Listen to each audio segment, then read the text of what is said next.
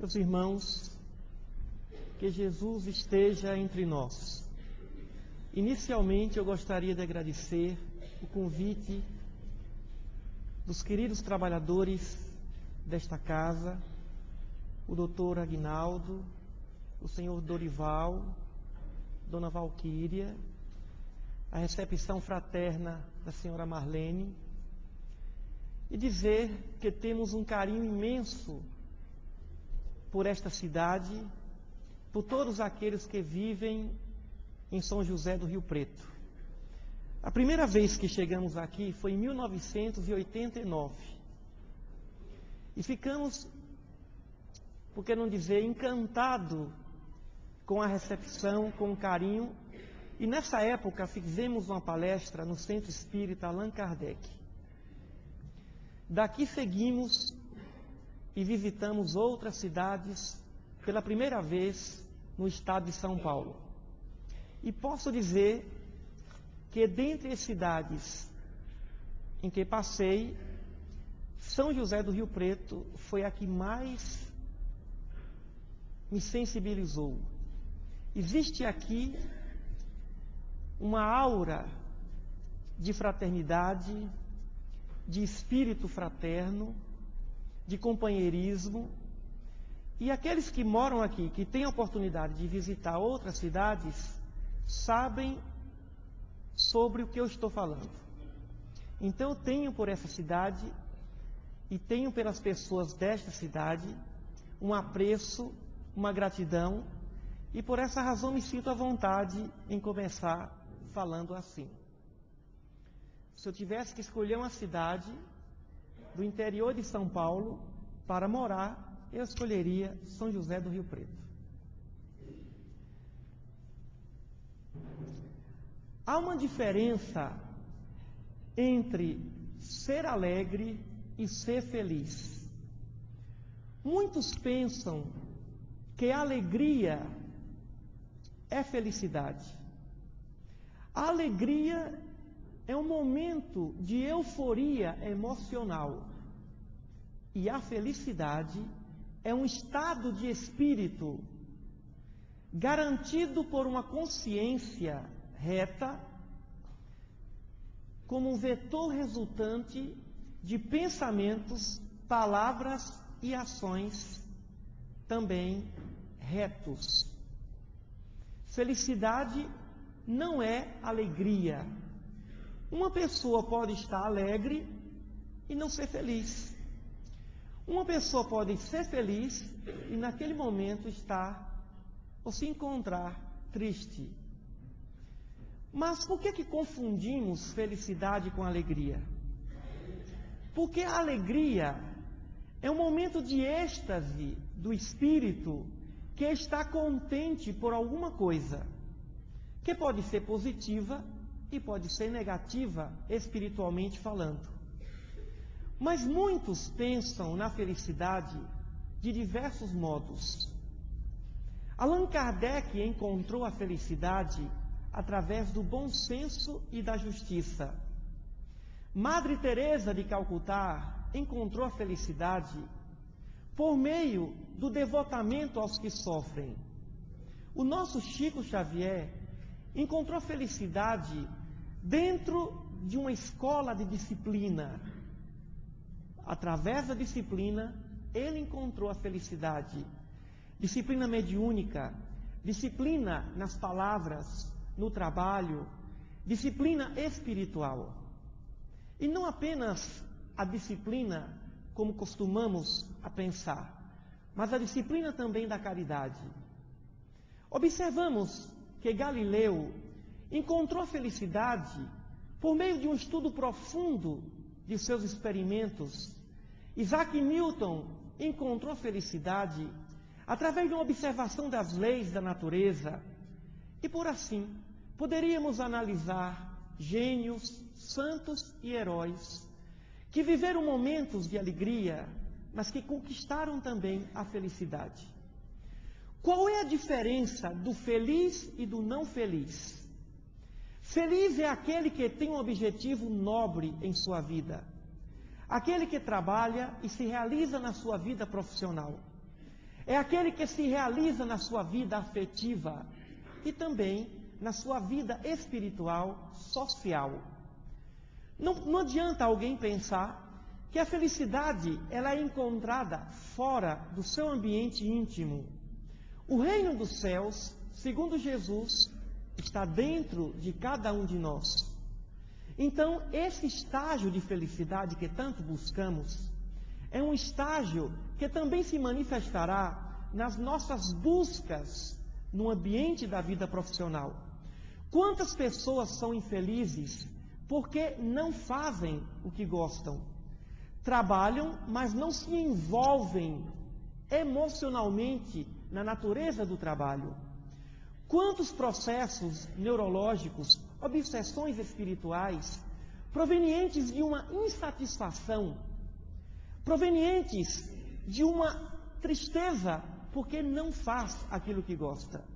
Escolheu aquela profissão por causa do mercado, ou por algum tipo de outra influência doméstica, social, e não porque ele resolveu desenvolver os seus talentos. Para que o ser humano possa se realizar na sua vida profissional, ele precisa de talento, oportunidade e vocação. Tem gente que tem talento para determinada atividade, mas não tem vocação. Tem gente, por exemplo, que tem talento para a política, vocação zero.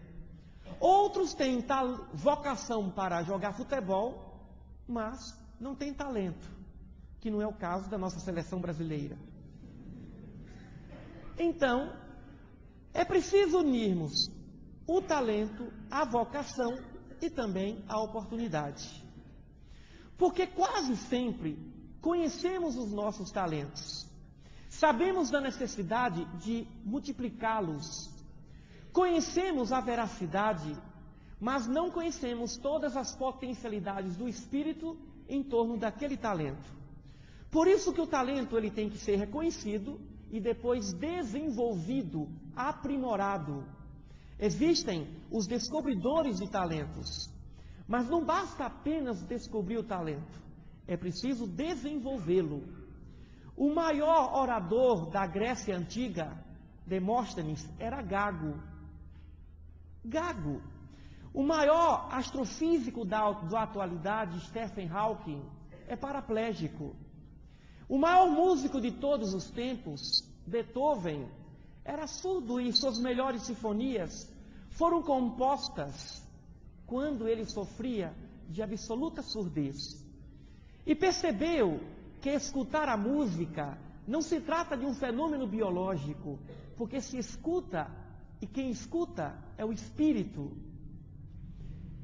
Portanto, não basta apenas desenvolver, conhecer o talento. Também é preciso ter vocação. Tem pessoas que têm talento, por exemplo, para desenhar, mas não está predisposta a dedicar toda a sua existência ao desenho. Veio para uma outra atividade, embora tenha um talento natural para determinada profissão, mas veio para uma outra missão espiritual dentro do próprio contexto profissional. Assim, observamos o talento, a vocação. Vocação é o desejo. Vocação é um desejo sincero.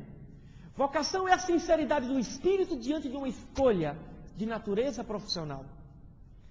É o eu quero, eu desejo. Vem das entranhas da alma. Uma vez, 2 amigos estavam a escutar um concerto. O pianista era um deficiente visual. E um deles comentou com o outro: como eu gostaria de dar a minha vida para tocar como ele toca. E o outro respondeu: mas foi o que ele fez há 60 anos que ele é um músico, toca piano, mesmo sem enxergar.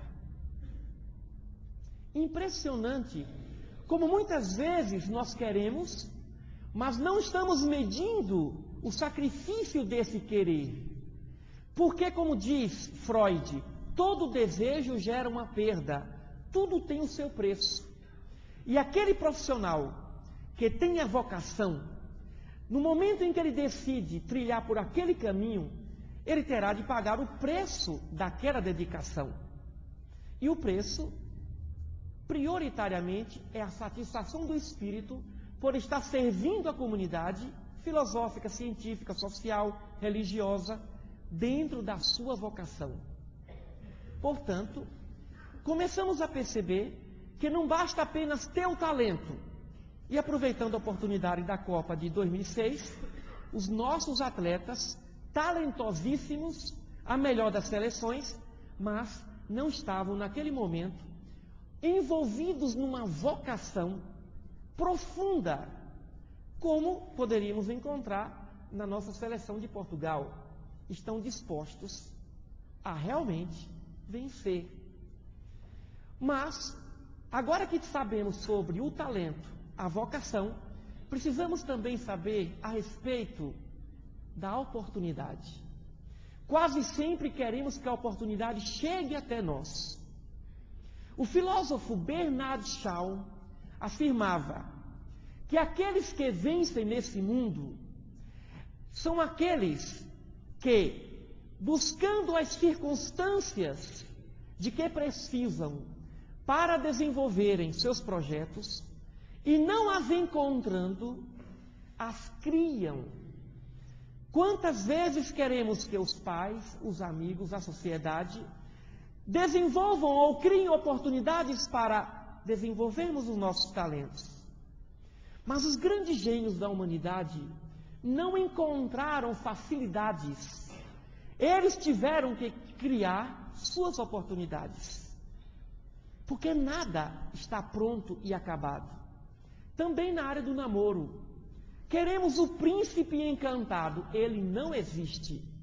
Você, jovem que procura o seu príncipe encantado, você vai encontrar somente sapo. E você que busca a princesa dos seus sonhos, não vai encontrar outra coisa a não ser sapo fêmea. Portanto, você vai ter que criar, você vai ter que gerar no outro o espírito de príncipe ou o espírito de princesa. Olha como eu me amo, porque alguém me ama, porque alguém acreditou em mim. A autoestima doente amado. Não pense que você vai encontrar o rapaz perfeito, aquele que vai adivinhar seus sonhos, aquele que já vem pronto e acabado. Esse, quase sempre, já se encontra casado, se transformando através das reencarnações, porque leva um tempo para o sapo se transformar em príncipe. Quem já estudou a teoria de Darwin sabe o que eu estou dizendo. Mas se você amar muito, você pode não apenas obnubilar uma multidão de pecados, mas pode transformar o outro, transformando a si próprio. Queremos um mundo perfeito, pessoas perfeitas. Queremos tudo para que tudo isso possa nos servir. E não estamos dispostos a criar oportunidades para que o outro seja mais feliz. O segredo da felicidade não é buscar sua própria felicidade, é buscar e possibilitar ao outro a sua felicidade. Buda dizia: se você busca a sua felicidade, ela não será encontrada. Mas se você busca a felicidade, proporcionando-a ao outro, a sua a perseguirá ou o perseguirá. Porque a nossa felicidade está no caminho do outro. Por esta razão, precisamos traçar objetivos profundos, porque a pessoa mais perigosa não é aquela que não atingiu os seus objetivos, que não desenvolveu seus talentos, que não sabe de sua vocação, ou que não encontrou a oportunidade. A pessoa mais perigosa é aquela que não tem objetivos, é aquela que não traçou um vínculo, por isso não persiste, por isso desiste facilmente. E é preciso estabelecermos objetivos práticos em nossa vida profissional, em nossa vida afetiva, em nossa vida social e em nossa vida religiosa. O que queremos em nossa atividade profissional? Servir. O que queremos em nossa vida afetiva? Amar. E o que desejamos em nossa vida religiosa? Encontrar um canal de intimidade com o nosso Pai. Estabelecer com Ele um vínculo afetivo, como Jesus estabeleceu, ao ponto de chamá-lo de Paizinho. Conhecia profundamente a meiguice, a doçura, sabia da grandeza da onipotência, mas sabia do extremado carinho, do infinito carinho que o Pai sente por nós. O que nós queremos em nossa existência? Para quem conhece aqui sobre projeto de pesquisa científica, sabe que um projeto de pesquisa começa com a introdução. Na introdução, ali existe a seguinte pergunta: o quê? O que eu quero pesquisar? Se você não sabe o que você quer, tem que pelo menos saber o que você não quer. Não quero, não quero, não quero. Por eliminação, o que sobrou é o que você quer. Se você não sabe o que verdadeiramente você quer, comece analisando as coisas que você não quer. E aos poucos vai se descortinando um novo objetivo. Mas para atingirmos um objetivo, precisamos de um outro ponto importante, que é poder. Ninguém atinge um objetivo sem poder. E poder é influência. Jesus atingiu todos os seus objetivos, porque ele tinha poder. Uma influência entre ele e o Pai. Uma influência profunda. Poder não é se sentir poderoso. Poder é ter capacidade de influenciar. E também de ser influenciado. Uma mãe só tem poder sobre o filho se ela tiver sobre ele uma influência. Poder é a influência que nos levará a atingir o objetivo. Mas quem é que tem poder? É quem tem controle. Poder mental, controle mental. Poder econômico, controle econômico. Poder espiritual, controle espiritual. Poder educacional, cultural, vem de um controle. Controlar não é dominar. Controlar é estabelecer uma consciência. Controla quem tem consciência. Somos centrais de consciências. Não somos nossas mentes. Não somos os nossos pensamentos. Não somos o que sentimos nem o que pensamos. Nós somos aquilo que conscientizamos. Somos seres conscienciais. Quando nos falta consciência, nos falta controle. E a falta de consciência é o que geralmente chamamos de ignorância. A ignorância é um estado, não de inconsciência ou de subconsciência. A ignorância é um estado de falta de consciência. Porque a subconsciência pode ser a reserva daquela memória consciencial do passado. E o inconsciente ou a inconsciência já é um estado mais atávico ainda, mais anterior, primitivo, uma caixa preta do espírito, que o homem consciencial, que o espírito do devir consciencial não tem a capacidade de entender. Portanto, não confundamos inconsciência com subconsciência. As experiências do espírito do passado estão armazenadas em nosso subconsciente e protegidas pela subconsciência. Mas desde o átomo até o momento da nossa individuação, da esquetiofirese imanente do espírito, está tal processo de gestação espiritual na nossa inconsciência, que nenhuma regressão de memória consciencial, subconsciencial, poderá adentrar. Essa inconsciência, somente os espíritos superiores, dirigentes da nossa evolução espiritual, têm a capacidade de perceber e conhecer. Assim, não vamos pensar senão que consciência é um estado profundo de controle. Só quem tem autocontrole é quem tem autoconsciência. A humildade é um estado de autoconsciência, porque o humilde não se acha melhor e nem pior do que ninguém. Tem consciência de suas potencialidades e tem consciência de suas limitações, sem se achar superior ou inferior a quem quer que seja. Mas quem é que tem controle? Quem é que tem essa consciência espiritual? É quem tem disciplina. Disciplina é a arte de fazer a coisa certa, na hora certa. Disciplina é foco. Disciplina é concentração. O que nós chamamos de pecado não passa de atitude ou de pensamento desconcentrado. Uma vez uma mulher me perguntou, me disse: Emídio, o meu marido é um adúltero. Eu disse: não, ele não é um adúltero, ele é apenas um desconcentrado. Pega o seu marido, leve para a fazenda, fique 30 dias, ele só vai ver a senhora. Que não passe nem um animal fêmea, nem um pavão. Ao final de 30 dias ele vai voltar à paixão. Vai se focar, vai se concentrar afetivamente na senhora. O que é a paixão? A paixão é um estágio de concentração de energias emocionais, afetivas, sentimentais.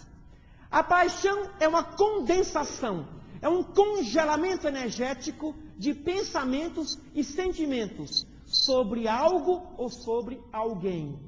Uma pessoa apaixonada é aquela que conseguiu organizar e concentrar determinadas energias profundas do espírito para atingir determinado objetivo. Por isso que um jovem apaixonado nunca mente. Não é só jovem não. Porque o primeiro amor é sempre quando nós estamos amando outra vez. Outro dia alguém perguntou: quando é que alguém não mente? Eu respondi: o único estágio em que a pessoa realmente não mente, se despoja de todas as máscaras, é quando se está apaixonado. E aí faz a bobagem de falar tudo para o outro.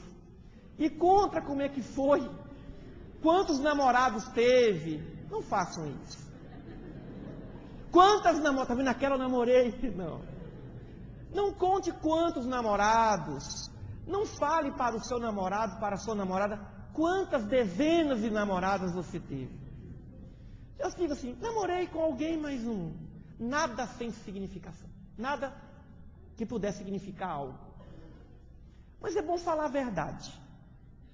Não diga assim: você é a mulher mais maravilhosa do mundo. Tadinha, ela não é a mulher mais maravilhosa do mundo. Não faça isso. Você é o homem mais lindo do planeta. Está simplesmente praticando um pecado contra o Espírito Santo.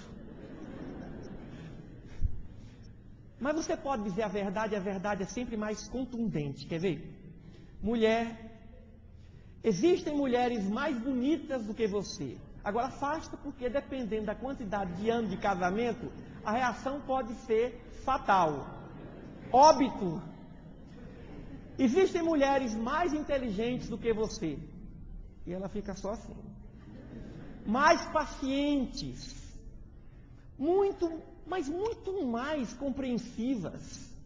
Mulheres sábias. Mas no meio de bilhões de mulheres, milhões e milhões de mulheres, isso me lembra até a biologia, 500 milhões de espermatozoides para uma vaga. Você foi a única que fecundou o meu coração. Aí pronto. Aí a mulher fica realmente satisfeita. Todo homem quer ser o primeiro na vida de uma mulher. E toda mulher quer ser a última da vida de um homem.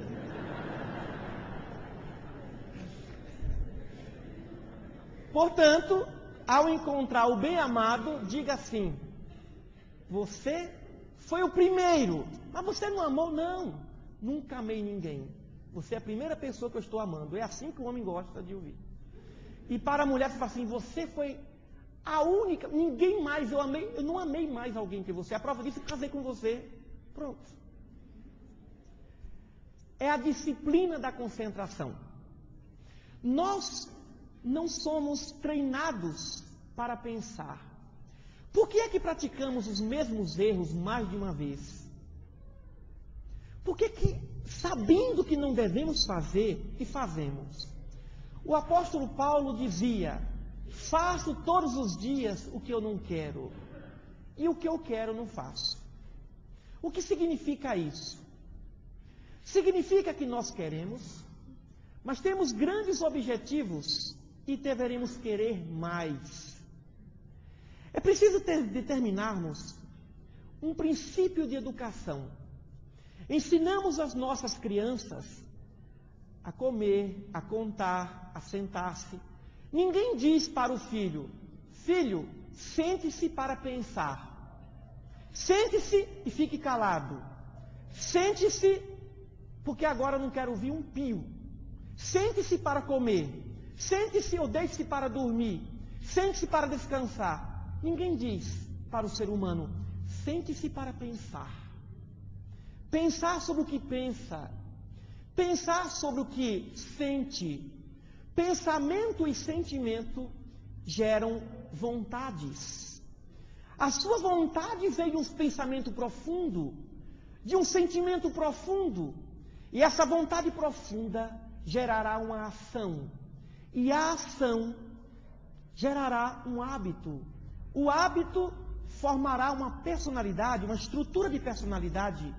A personalidade determinará um destino. E o destino, nossa evolução espiritual. O nosso nível espiritual. Assim, precisamos estabelecer uma disciplina. A disciplina não é uma coisa rigorosa. Disciplina é tranquila, é suave. Mas quem tem disciplina é quem tem planejamento. Planejar é a arte de determinar o que quer. Mas não apenas o que quer, mas por que quer. Por que eu quero o projeto científico? Eu sei o que eu quero. Agora vem o problema. Por que quero? Qual é a minha inquietação? Eu quero porque tenho uma inquietação em minha alma. Eu estou encarnado nesse planeta porque há um objetivo. Mas antes disso há um problema. Por que eu quero? O objetivo do nosso problema, ou do nosso projeto. Depois vem a outra pergunta. Para quê? É o objetivo. Objetivo geral, objetivo específico. Determinando aí seus objetivos. Depois vem a outra pergunta. Qual é a utilidade daquilo que eu quero? Qual é a importância daquilo que eu quero? Qual é a necessidade do que eu quero? Isso se chama, temos a introdução, o problema, o objetivo e agora temos a justificativa. Se você quer, sabe por que quer, para que você deseja, você também tem que saber qual é a necessidade do seu querer, qual é a importância do seu querer. Porque se você quer alguma coisa que não tem qualquer necessidade ou importância ou utilidade, por que querer? Por que desejar? Não justifica. Portanto, o seu planejamento tem que ser justificado. Sua ação tem que ser justificada. E essa justificativa vem da necessidade, da importância. Mas dentro desse projeto e dos nossos objetivos, vamos organizar o nosso querer. É necessário primeiro querer o que é necessário, depois o que é importante e depois, a posteriori, o que seria menos importante. Geralmente queremos fazer o que é menos importante, depois o importante e por último o necessário.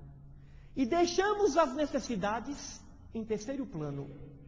Francisco de Assis, o patrono dessa casa, dizia: faça primeiro o que é necessário, depois o possível, e depois você perceberá que estará fazendo o impossível.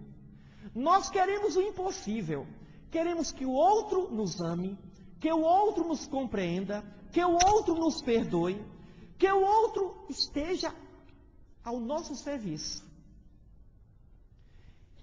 Isso é impossível. é importante, mas o necessário é o inverso. O que é que eu posso fazer para ajudar o outro, compreender o outro, amar o outro? Isso é necessário e é perfeitamente possível. Se eu fizer assim, certamente o inverso também virá. Por isso não se deve casar para ser feliz, se deve casar para fazer o outro feliz. Porque quanto mais nos preocuparmos com o outro, com a felicidade do outro, sem aprisioná-lo, essa felicidade se voltará. Agora que sabemos o que queremos, por que queremos, para quê, qual é a importância ou a necessidade, temos que saber como fazer, a metodologia. Como é que eu vou fazer? Muita gente para por aí. Sabe que tem que fazer, da importância. Agora, como é que eu faço? Como é que eu vou praticar a caridade segundo os ensinamentos de Jesus? A melhor propaganda é: experimente. Não é assim que os nossos irmãos vendem as drogas por aí? Não se tem uma propaganda na televisão, no rádio ou em qualquer imprensa escrita. Simplesmente os traficantes dizem: experimente. Experimente. Se você não gostar, não precisa se incomodar. E olha, leve. É a amostra grátis. Experimente. Experimente perdoar. Não adianta dizer para alguém: meu irmão, perdoe, porque é bom, você vai se libertar. Não. Ele não vai perdoar. É melhor dizer: eu experimentei perdoar e tive grandes vantagens com isso. Eu acho que você deveria experimentar. Experimente andar a segunda milha, aquele que lhe forçar a andar uma milha. Experimente orar por aqueles que vos perseguem. Uma vez um aluno meu disse assim: professor, eu estou com um problema sério. Não sei como vou continuar a pagar a faculdade. O meu chefe me persegue. E ele me disse: e ele é padre. Eu falei: meu Deus, como é que vamos fazer? Jesus disse que tem que orar pelos que vos perseguem. Ele é padre, ele está assim com Jesus. E eu falei: ore por ele.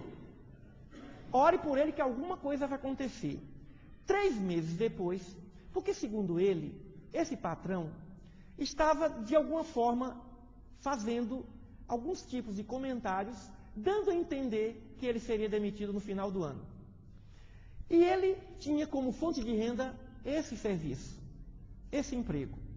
Com o salário ele pagava a faculdade de sua esposa e as escolas dos filhos e sua sobrevivência.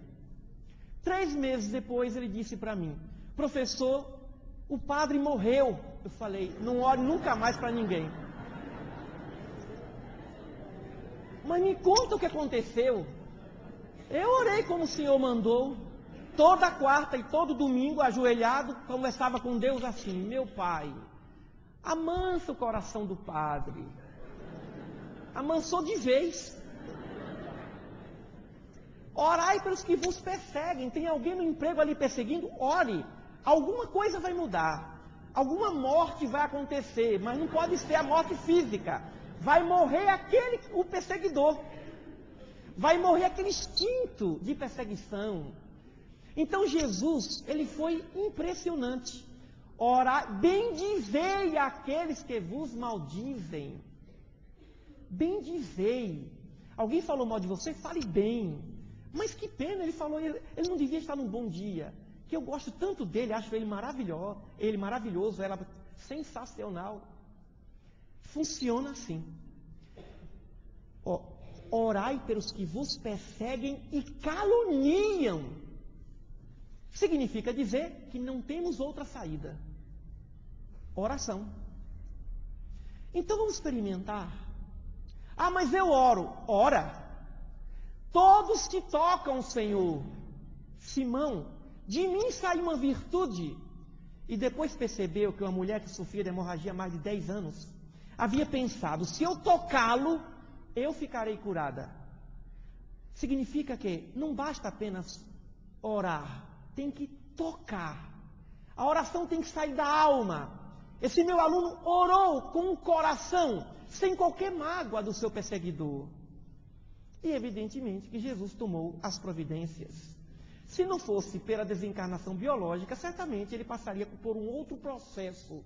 Porque a oração do justo, ou até a oração do pecador, entre aspas, o transgressor da lei, sendo sincera, mobiliza e movimenta o universo. E o universo passa a conspirar a seu favor. A prova disso é a nossa seleção de Portugal, Filipão. Tudo aconteceu bom para ele. O Brasil perdeu para que ele pudesse ganhar da França. Certamente poderá ganhar. A Alemanha perdeu porque agora se for Portugal e Itália, o que vai acontecer? Os alemães vão torcer para Portugal. Está tudo fácil para o Filipão. Ou para o Zidane, ninguém sabe. Agora que temos que fazer o planejamento, temos que planejar todos os dias e avaliar os nossos projetos de vida. Não basta apenas saber como vai fazer, quando eu vou fazer. Se você quer, marque uma programação. Planejar é saber o que quer e programar é marcar a data, a hora. Se você não determinar o tempo, o cérebro não vai entender que você quer. Ah, eu quero me casar. Muito bem, coloque assim. Em 3 anos eu me casarei. Agora o casamento vai acontecer. Porque agora o seu cérebro vai trabalhar em cima dos 3 anos. Você pode até modificar o cronograma, mas você vai trabalhar em função dele. É preciso estabelecer o tempo. E depois vem quanto vai se gastar nesse projeto. Porque tudo tem um preço. Eu estou disposto a pagar esse preço? Uma vez uma aluna perguntou, professor, eu estou gostando de um homem casado e ele é meu patrão. O que é que o senhor acha? Toda a sala viu. Eu disse, você está disposto a pagar o preço? Uma semana depois ela me procurou e falou, professor, eu pedi demissão. Eu falei, por quê? Eu pensei bem, não estava disposta a pagar o preço. Minha juventude, minha consciência, remorso, professor. Minha alegria, o preço era alto demais. Tudo tem um preço. Está disposto a pagar o preço? Eu quero seguir Jesus, tem um preço. Aquele que quiser vir após mim, tome sua cruz, não é para arrastar, carregue-a e siga-me. Agora, tem a recompensa. Na nossa tese de doutorado, nós desenvolvemos que há uma relação entre o direito natural e a lei de ação e reação de Isaac Newton. Fazemos 2 coisas em nossas vidas. Ou respeitamos o direito do outro, ou desrespeitamos o direito do outro. Tudo que se pensa, fala ou faz, ou vai gerar respeito ou desrespeito. E a reação diante dessas ações será apenas uma ou outra. Se eu respeito, virá a reação do dever de recompensa. Se eu desrespeito, virá a reação do dever de reparo. Reparo do dano moral, espiritual, material. Tudo que eu faço, toda ação que eu gero, vai me gerar uma reação de recompensa ou de reparo. Não de punição, mas de reparo. Agora sabemos que precisamos de um planejamento. Mas quem é que sabe planejar? É quem sabe o que quer. O cantor Raul Seixas, numa de suas músicas, dizia que se você for sincero e se o seu desejar for profundo, você pode conquistar o mundo. Tente outra vez. Só que não somos sinceros. Usamos de máscaras. Nós queremos o que o outro quer. Nós queremos o que o outro acha que queremos ou devemos querer. O nosso desejo é muito carente de sustentação. Desejamos hoje, não desejamos amanhã. O nosso amor também é carente de sustentação. É preciso estabelecermos uma sinceridade, inicialmente conosco mesmo, e depois com os outros. Quando é que alguém quer? Uma vez alguém me perguntou, quando é que realmente alguém quer? E eu respondi, quando esse alguém está disposto ou disposta a dar a sua vida por aquilo que você quer. Se você quer, Mas se você não estiver disposta a dar a sua vida pelo que você quer, você não quer. O seu querer é superficial. Você tem que querer. Você tem que querer de tal maneira que você possa dizer: eu estou pronta ou pronto para dar minha vida pelo que eu quero. Batei e abre-se-vos-á. Ah, mas eu bato e não abre. Bata com mais força. Bata fazendo o maior barulho do mundo. Vai ser ensurdecedor. O barulho vai ser tão alto que as pessoas vão abrir as janelas e perguntarem assim: por que você está batendo tanto? Porque eu quero. Não, não bata mais não, toma aqui. Só que nós batemos fracamente. Jesus caminhou sobre as águas. A água simboliza a emoção. Ele dominava as emoções. Pedro começou caminhando nas águas, mas depois ele não teve sustentação. Não é o que ele queria. Ele queria, mas o seu desejar não era profundo. O seu desejo não era tão profundo. Jesus tinha controle sobre emoções, sobre pensamentos, controle sobre o espírito, controle sobre o seu corpo físico. Podia transformar o seu corpo da forma como desejasse. É preciso saber querer. Mas quem sabe o que quer? É quem está disposto ou disposta. Aquele que estiver disposto a dar sua vida por mim, achá-la-á. Aquele que quiser ganhar a sua vida e não estiver disposto a dar sua vida por mim, perdê-la-á. Porque esse é o preço que se paga quando se coloca as coisas espirituais acima das coisas materiais. Quem sabe o que quer é aquele que sabe decidir. O momento mais importante da nossa vida é o momento da decisão. A felicidade ou a infelicidade vem de um momento de decisão. Um homem era muito rico e tinha apenas um único filho. Um dia chamou o filho, que era perdulário e irresponsável, não o ajudava em suas atividades profissionais, olhou para uma árvore e lá se encontrava uma forca.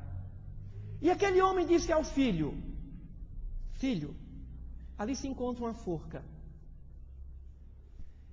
O seu pai vai morrer. E vai chegar um momento que você vai herdar todos os nossos bens. Você vai entregar os nossos bens nas mãos de terceiros que não saberão administrá-los. As empresas ficarão endividadas. Serão muitas dívidas. Os credores ameaçarão de morte. Você ficará desesperado. E ali se encontra uma forca. Use. Atenda ao último pedido do seu pai. O filho sorriu, ironicamente, e disse ao pai: pai, o senhor está muito forte e eu jamais vou atender o seu pedido. O pai saiu dali e o filho não saberia entender sobre aquele pedido do pai. Como é que o pai, sendo tão bom, dava um conselho ou solicitava aquele tipo de atitude? O tempo passou. 3 anos depois, esse homem veio a desencarnar. Passou-se o tempo e tudo que o pai disse que aconteceria, aconteceu. O filho ficou desesperado. Os credores agora ameaçavam-no de morte. E ele, no momento de desespero, porque o suicídio é a porta do desespero, lembrou do pai. E foi até o quintal da casa onde se encontrava a árvore e a corda, a forca. Olhou para a forca e disse: meu pai tinha razão.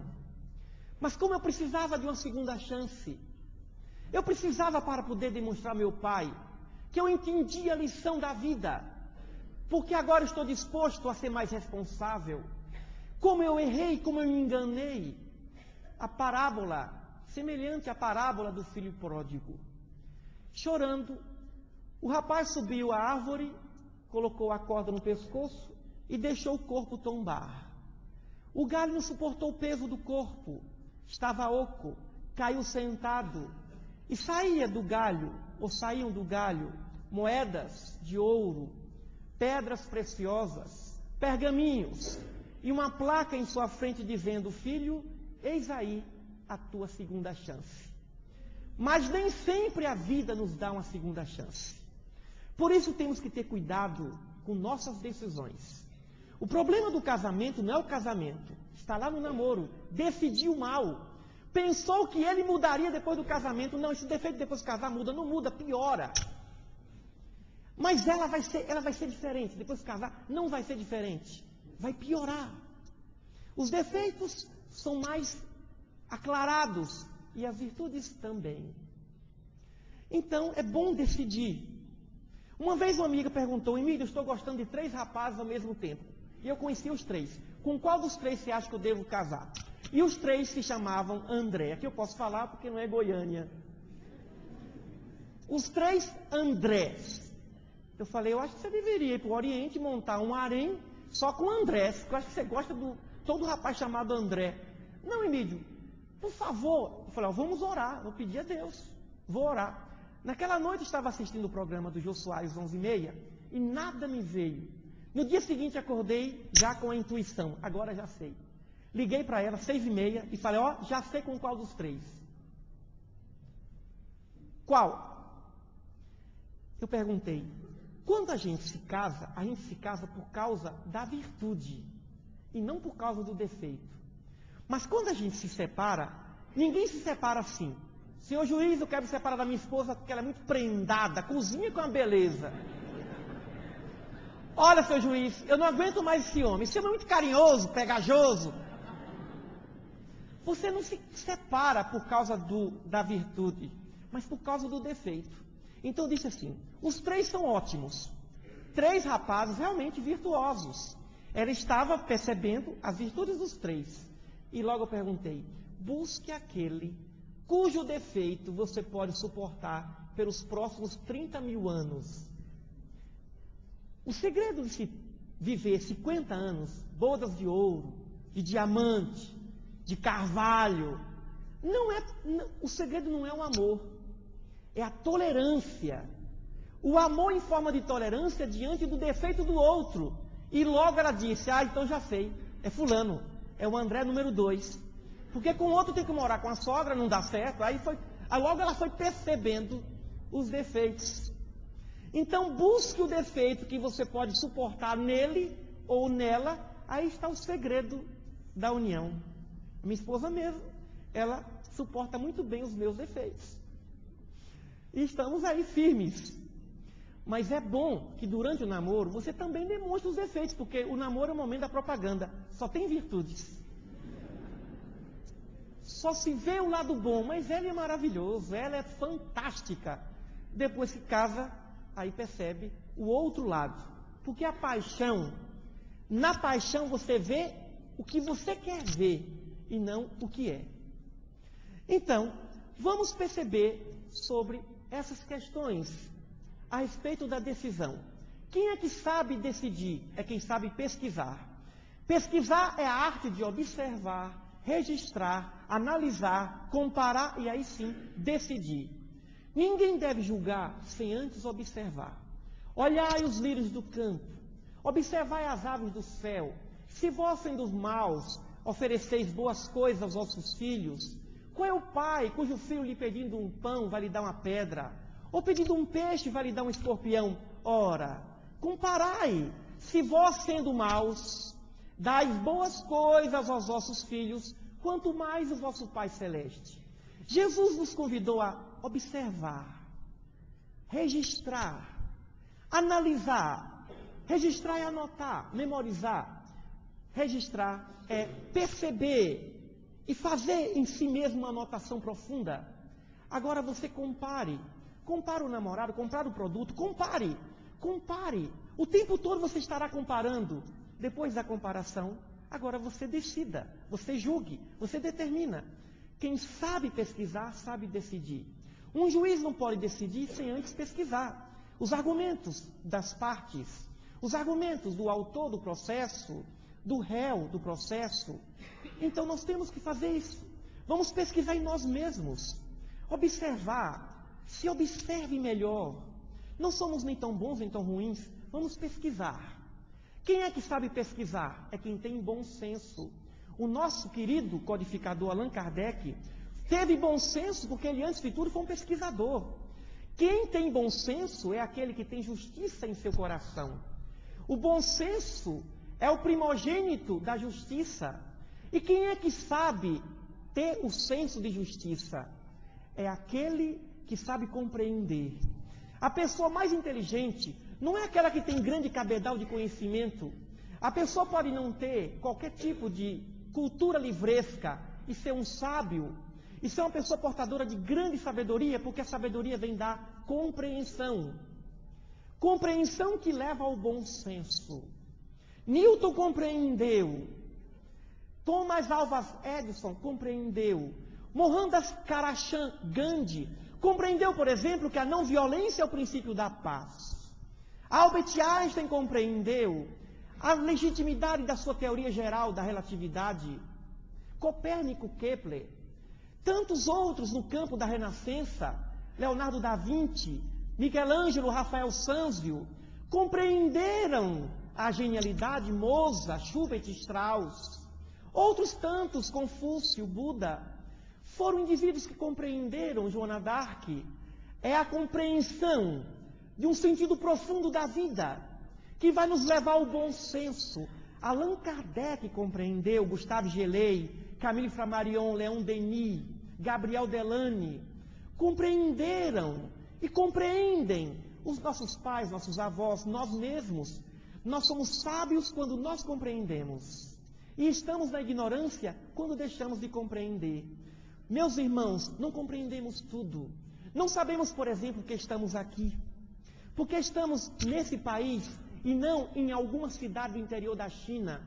Não sabemos porque ele é o nosso pai ou porque ela é a nossa mãe. Não sabemos tantas coisas. Alguém poderá dizer, é porque na outra encarnação. E por que na outra encarnação? Com tanto espírito para encontrar, porque encontramos esses espíritos. Não sabemos muitas coisas. Mas é preciso que, inclusive, essa ignorância seja compreendida como Sócrates. A única coisa que eu sei é que nada sei, profunda compreensão de um conhecimento. Como Aristóteles, Platão, Pitágoras, a compreensão de Melquisedeque, a compreensão de fé de Abraão, Isaac, Jacó, José do Egito. Compreender é a genialidade. O gênio terá de compreender para desenvolver sua teoria. O herói terá de compreender para ver uma razão de sacrifício da própria vida. O sacrifício de João Batista, o sacrifício de Marco Aurélio, o sacrifício de Péricles, o sacrifício de tantos e tantos que se dedicam à política, por exemplo, como Abraham Lincoln, o sacrifício dos que dedicam, dos que verdadeiramente estão dedicados a uma causa, a um ideal. É preciso então perceber como Lacan, como Jung, o próprio Freud, compreendeu o fenômeno. É a compreensão que nos libertará. Mas quem é que sabe compreender? É quem tem conhecimento. Conhecer não é se assenhorar de uma informação. Conhecer é experimentar a verdade. O sábio não é aquele que aprende apenas com as suas experiências. Sábio é aquele que também aprende com as experiências do outro ou dos outros. Compreender para poder experimentar, ou experimentar para poder compreender. Conhecereis a verdade e a verdade vos libertará. O que significa isso? Experimente a verdade e ela vai libertar o espírito das mentiras, das máscaras da ignorância. Mas quem é que sabe conhecer? É quem sabe aprender. Aprender a aprender, aprender a ser, aprender a fazer, aprender. Ah, mas eu já sei, tem que aprender. Aprender o que é ser pai de uma criança recém-nascida, o que é ser mãe de uma criança recém-nascida, o que é ser pai de um garoto de 2, 3 anos, o que é ser pai e mãe de um adolescente, de um adulto, o que é ser avô, o que é ser avó. O que é ser marido de 1 ano, 2 anos, 3 anos, 10, 15, 20, 30, 40, 50 anos, 60 anos, aprender. Ah, mas eu já sei, não sabe não. Todos os dias é um momento de aprender um pouco mais, porque não há nada de melhor que não possa ser melhorado, como também não há nada de pior que não possa ser piorado. Ninguém pode pensar, mas eu já cheguei, não chegou. Ah, mas eu alcancei, não alcançou. nem o infinito e nem o abismo, porque sempre poderia ser pior, mas também, para que o orgulho não se instale, sempre poderia ser melhor. Mas quem é que sabe aprender? É quem tem humildade. A humildade é a geradora do aprendizado. O orgulhoso é aquele que parou de aprender. O orgulho é um mecanismo de defesa de quem parou de aprender. E aí então pensa, mas eu estudo, não adianta estudar sem aprender. Mas eu ensino, não adianta ensinar sem compreender aquilo que está ensinando. Portanto, a humildade é um processo dinâmico de aprendizado. Mas quem é que tem humildade? É quem tem boa vontade. Como minha esposa diz, a boa vontade transforma pedra em pena, enquanto que a má vontade transforma pena em pedra. Não tem gente melhor do que uma pessoa com boa vontade. Uma pessoa com boa vontade, por exemplo, alguém diz, fulano falou mal de você. E ele diz, bom, pelo menos não me deu um tapa na cara. Mas ele lhe deu um tapa na cara. Bom, pelo menos não me deu uma facada. Mas ele deu uma facada. Bom, pelo menos não me matou. Mas ele me matou. Pelo menos não matou minha família. Mas matou sua família. Não matou a família do vizinho. Quem tem boa vontade vê sempre o lado positivo de tudo. Porque não existe o lado negativo. Ou existe o lado positivo, ou não existe lado algum. Tudo que nos acontece, todas as coisas que acontecem conosco, é para o melhor e para o bem. Até as piores tragédias. Na Cabala judaica diz, veja em cada tragédia a lição superior de Deus. Só que nós não enxergamos. Não percebemos que tudo tem uma razão sublimada de ser. Mesmo as guerras, mesmo as injustiças, na verdade, são mecanismos de justiças que nós desconhecemos, dentro de um processo de evolução. Boa vontade, agora tem a pessoa de má vontade. Fulano falou bem de você. Ele sabia que você ia falar comigo, ele quer alguma coisa. Mas ele viajou na Bahia, trouxe um presente. Não quero não, está enfeitiçado, ele quer me enfeitiçar. Mas ele quer arrumar um emprego para você. Ele quer alguma coisa na minha família, talvez queira casar com a minha filha. Quando nós ficamos na frequência da má vontade, não enxergamos a beleza das lições da vida que nos propiciam a evolução espiritual. Mas de onde vem a boa vontade? Vem do amor. O amor é o grande foco, é o alimento das almas, é o objetivo dos objetivos. O amor é o maior dos poderes. O amor é o melhor dos controles. O amor é a mais bela disciplina. O amor virá como um respaldo de planejamento. Vamos planejar, vamos pesquisar e vamos encontrar o amor. Vamos perceber que a compreensão é o amor em forma de bom senso, é o amor em forma de sabedoria. O conhecimento é o amor em forma de verdade. A humildade é a mais bela vestimenta do amor. A boa vontade é a primogênita do amor. A felicidade que tanto queremos está no amor.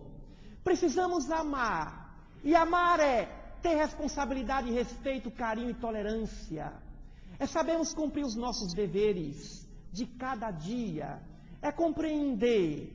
É perceber que a nossa natureza é amor. E que não adianta pensar em amar o outro se não se amar inicialmente. O amor é o grande mistério das almas. O amor é o que existe de mais profundo no ser. O amor que organiza esses universos. A nossa galáxia, com mais de 100 bilhões de estrelas. Os quasares, o universo com mais de 100 bilhões de galáxias. Meus queridos irmãos e amigos espíritas de São José do Rio Preto. É o amor que nos reuniu aqui. Estamos nessa arca de Noé, chamada amor. Esse planeta Terra, que gira em torno de si mesmo, com a velocidade de mais de 100 mil quilômetros por hora. Nada gira como o planeta Terra. É a força desse amor. Quando tudo falhar, busquemos o amor. Quando o milagre não acontecer, é porque precisa de amor. Porque o amor é o milagre da vida. O amor é a razão de ser do próprio Jesus. Por que ele foi maior do que todos? porque foi o mestre do amor. Amar o inimigo. Ele nos disse, o primeiro filósofo que falou em amor ao inimigo. Nem Sócrates, nem Nietzsche, ninguém pensou em amor ao inimigo. O super-homem de Nietzsche está bem distante desse super-homem de amor preconizado pelo Cristo. Esse amor que nos convida nessa noite para a renovação de fé, para a renovação de plena, deixarmos o ontem para lá. Vamos aprender a perdoar, mas inicialmente a nós mesmos. Ninguém pode perdoar alguém se não aprendeu a se perdoar. É o alto perdão do amor, porque o amor quer que nós floresçamos. O amor quer o que temos de melhor em nós mesmos, o nosso amor de Deus. E que esse amor do nosso Pai esteja entre todos, com todos os familiares, que todos os senhores e senhoras estejam aqui e recebam o nosso abraço, que essa maravilhosa cidade, São José do Rio Preto, que nome bonito, São José, um exemplo de amor, amou Maria, e foi esse amor que deu a Jesus a proteção de um lar. Muita paz, que Ele nos abençoe agora e sempre.